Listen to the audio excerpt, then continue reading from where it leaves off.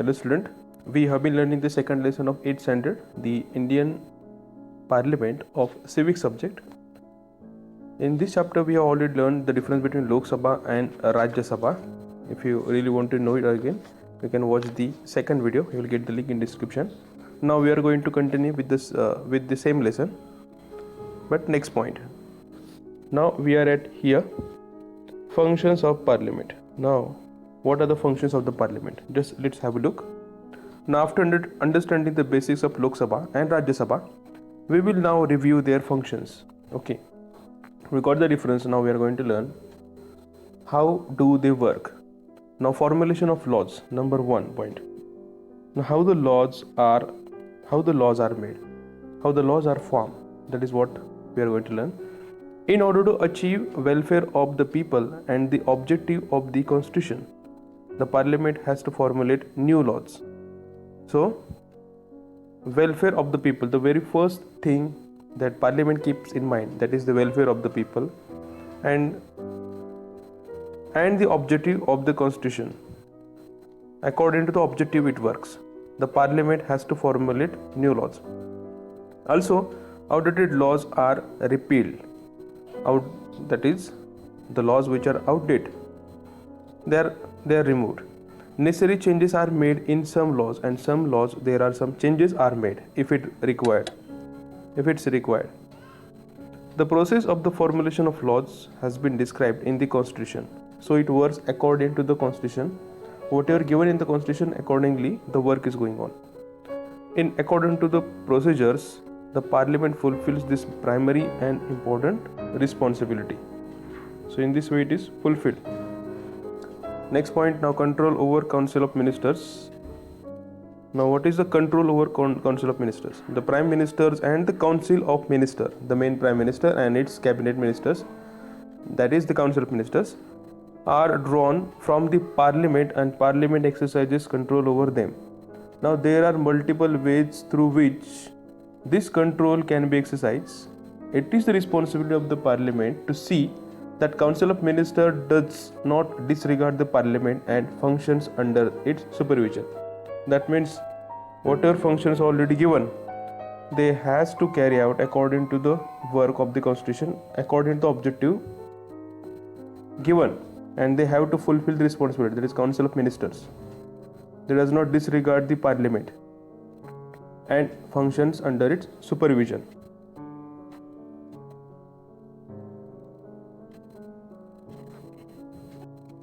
Next part, amendment to the Constitution. Amendments. Now here let me make make the meaning clear. Amendments, if there any changes required in the Constitution according to the need of time, so that change is made. So that change is called amendment. The Constitution Amendment Bill is considered to be an important bill. Okay, this is one of the important bills. The Parliament discusses why the amendment is required and decides whether to accept it or not. So when the bill is put forward in the Parliament, it is discussed. Okay, the importance is stressed on why it is important, or is there any need of time to make any changes. So discussion takes place. So bill is considered to be an important bill. So Parliament discusses why the change is required and decides whether to accept it or not. The Constitution mentions various ways of amending the Constitution. They are as follows. Okay, there are some steps, there are some ways of making the changes. Now let us look at those ways.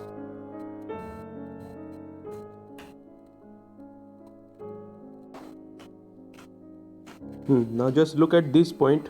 These are very important. What are the ways to make an amendment? Number 1, few provisions in the Indian constitutions are amended by simple majority of the Parliament. That means when the amendment bill is put forward in the Parliament, in the House, the majority of the Parliament is taken into the consideration. That how many are the sides of this bill of the amendment. Just by voting, you can say, just by counting the number it decides, simple way. Second, some provisions require special majority, 2/3 of the parliament. That is, out of total number of parliament, 2/3 MPs permissions are required. If suppose Lok Sabha 552 MPs are there, then there requires 2/3 of the MPs permission. So in this way, some special provision, some special majorities here is required. If suppose it is complicated, some are supporting, some are not supporting in that way. Number 3, few other provisions are amended by special majority plus consent from more than half of the constituent states. And the number 3 ways, the other provisions are amended, that change are made. How? Change in the constitution is made, that is amendment by special majority of the both the house, particular number they require, plus permission, consent, that is a permission from more than half of the constituent states, that is half of the states, at least half of the states. Now India is having 27 states currently, and currently I am talking, and 9 union territories. So out of 27, they requires 50% of the state's permission, their assembly's permission, to make few provisions. If it is too much complicated and other assemblies and others or some other states are not accepting it, then their permission also required in a very much critical matter. So these are the 3 ways.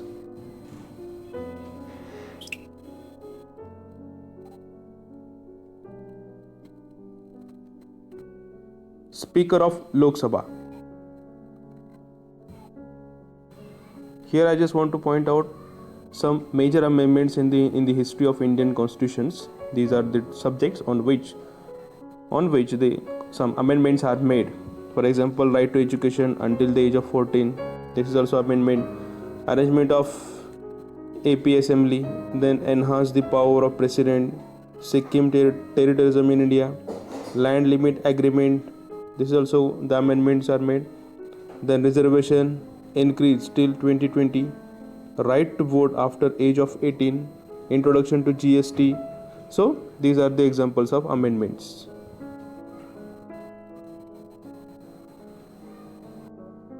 Speaker of Lok Sabha. Now in the very first meeting after the election of Lok Sabha, the members of Lok Sabha elect a speaker and deputy speaker. Now what is the duty of speaker? To maintain the law, to maintain the discipline and help out all to carry out the laws or to function the Lok Sabha very smoothly. So that are his ways to work. And there is one speaker and deputy speaker to handle the house. Now you can see the picture of current speaker of Indian Lok Sabha. This is Om Birla. After 2019 we had an election in Lok Sabha and he was replaced Sumitra Mahajan, because Sumitra Mahajan was the ex-president. That is, she was working between 2014 to 2019 as a Lok Sabha speaker. But later on we had an election of Lok Sabha in 2019 and the new speaker is made now. Now Om Birla is the new speaker of the house. Lok Sabha functions under the guidance and control of the speaker. Currently Mr. M. Thambidurai, he is a deputy speaker of Lok Sabha. Keep in mind, Lok Sabha represents the citizen and the speaker represents the Lok Sabha. Okay, keep in mind the difference. Lok Sabha represents the citizen. Because why it is represents the citizen? Because the MPs which are working here, they are directly elected by the people by voting. So they represent the citizens, their constituencies, and the speaker represents the Lok Sabha. That means speaker is the person who handles the Lok Sabha of those people, of those MPs which are selected and sent to the Delhi Lok Sabha. After getting elected as a speaker, he or she has to conduct the business of house in an unbiased manner. Number one thing, without any impartiality, he or she has to work in the house. Lok Sabha members have some right and privileges as the representative of the people. Being representative of the people, they have some rights. Okay, so these are taken care of by the speaker. That means speaker understand their importance, okay, the role of the MP, how they are elected, why they are elected. So he has to respect them, he has to listen them what they say, he has to provide a solution for the questions. Apart from this, the speaker has to maintain the decorum and dignity of the house, as well as interpret the rules of daily functioning of the house and work accordingly. It means he has to maintain the decorum and dignity of the house. So dignity of the house, that is the broadness of the house should not become less. Okay, the respect has to be provided to the house and work has to be done according to the rules of the house. That is what he has to see, as well as they interpret the rules of daily functioning of the house and work accordingly. So he daily gives the list of the work, he daily tells the people how, in which way the work should have been done. Again, he has to allow the people to put forward the questions, he has to make the person available to answer the questions given by the opposition party. And here are some lists also I gave again. Speaker of the Lok Sabha, power and function of speaker, same again here. He is a presiding officer, he is a presiding officer of the joint sitting, also the joint sitting, that is Lok Sabha and Rajya Sabha. Adjournment of the house, that is he declare house is ended, okay, or that is closed. Determination of the business of the house, to conduct business of the house, interpret of the rules of procedures, maintenance of discipline in the house, certification of money bill. So this is what his duties are. The chairman of Rajya Sabha, the chairman exercises a control over the functioning of Rajya Sabha. Now here is a difference in Lok Sabha and Rajya Sabha. Okay, for Lok Sabha, the person who controls the Lok Sabha is called as the speaker, and the person who controls the Rajya Sabha, that is functioning of Rajya Sabha, is called the chairman. So keep in mind the difference. Now current chairman of Rajya Sabha is Venkaiah Naidu. Now this is the picture of the person, chairperson. The vice president is the ex officio chairman of Rajya Sabha. So the vice president of India, and he is the currently vice president of India. Okay, so vice president of India becomes the chairman of Rajya Sabha. The functions of a Rajya Sabha chairman also include maintaining the discipline in the house, facilitating discussions, that is provide discussions, make it easy, maintain discipline in the house, provide discussions, giving members a chance to speak, etc.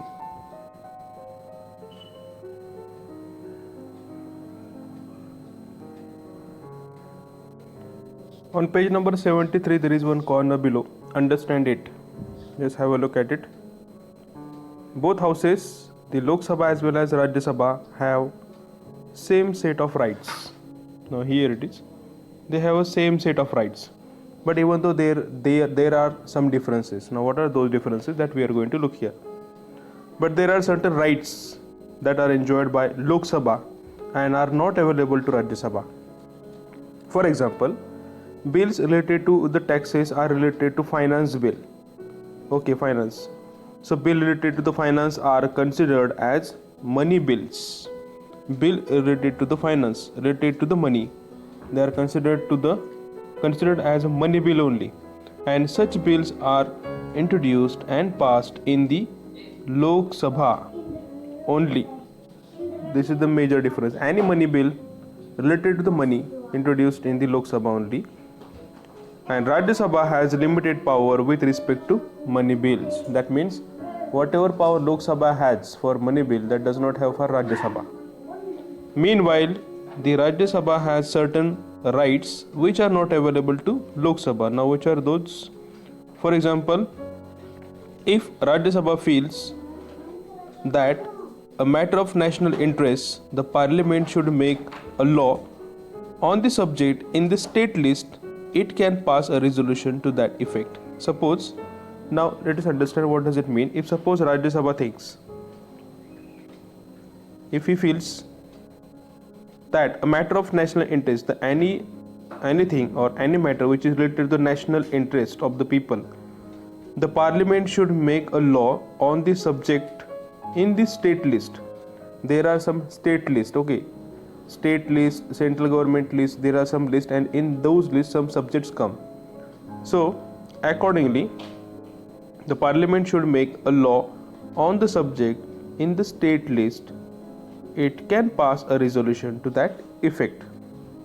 Got it? Now let us have a look for more understanding. Now see, what are the powers? Lok Sabha and Rajya Sabha. Money bills are passed only in Lok Sabha, not in Rajya Sabha. So money bills can't be introduced in the Rajya Sabha. Lok Sabha can be dissolved during national emergency. If any problems arises, it is called as a national emergency. There are few amendments that in the next chapters we will come across it, emergencies in detail. What is the emergency to 352, 356, 360? That is emergency. Rajya Sabha can't be dissolved because it is a permanent house. We learned in this chapter in the first part, that is Rajya Sabha is a permanent house, whereas the Lok Sabha is not a permanent house. It can be dissolved even before the completion of 5 years.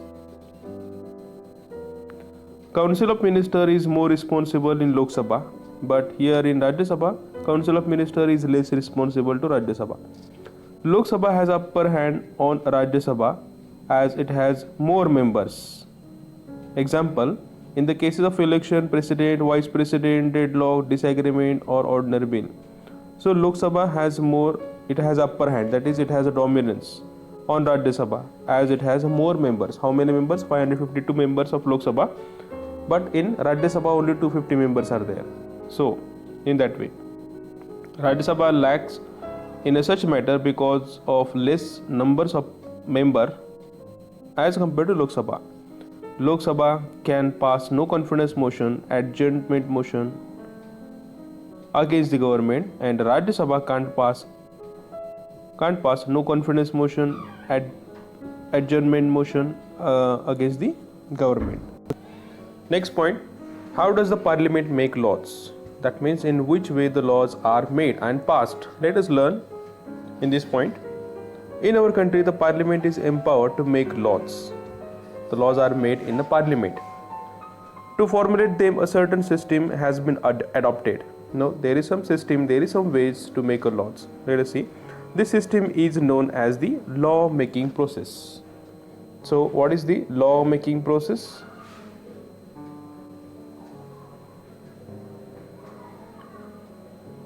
To formulate them to certain system has been adopted, and this system is known as the law making process. A rough draft of the law is prepared initially. The very first, it is called as a rough draft. Keep in mind, this draft or outline is known as draft proposal of the law or bill of law. So this is very much important. This is, first of all, it becomes a draft. Actually it is a rough work, so therefore it is called as a draft or an outline, and is known as the draft proposal or the law, draft proposal of the law or bill of law. So either two name it is called. There are two types of bills that are primarily introduced in the House of the Parliament. Number one is the money bill and second is the ordinary bill. So there are two types of bills which are made. Number one, money bill, and money bill who has the right for passing money bills? It is the Lok Sabha only, not the Rajya Sabha. And ordinary bill can be introduced in both of the houses, either of the house. Money bill and ordinary bill. Now, in order to be converted into an act, that is a law, the bill undergoes following process. That means previously it is called as a bill. The first stage of it is a bill, then it becomes law. First reading. The first point is here. First reading. The minister of the concerned department, ministry, or a member of the parliament presents the bill and briefly explain its structure while presenting it. This is called the first reading. That means whoever want to introduce the bill, he first expressed the concern, he expressed the importance of the bill. Briefly, he explained the structure while presenting it, why it is important, what is the objective of it, why it is necessary. This is called the first reading of the bill. That means in a first way the reading is done. It is introduced. Now in a second reading. Second reading, there are two stages of second reading. In the first stage, the objectives of the proposed bill are discussed and members in the House express their opinion on it. That means very first, the bill is proposed and it is introduced, and the objectives of the proposed bills are discussed. Now what are the objectives? What that particular bill is going to achieve? Why it is made? What will be the outcome of the particular bill? So all things are discussed. The supporters of the bill give favorable opinion while the opponents discuss the defects and faults in the bill. That means the party who is in majority, ruling party, they give their best. Actually, they give their best wishes for the bill. They are in favor of that particular bill, while the opposition party,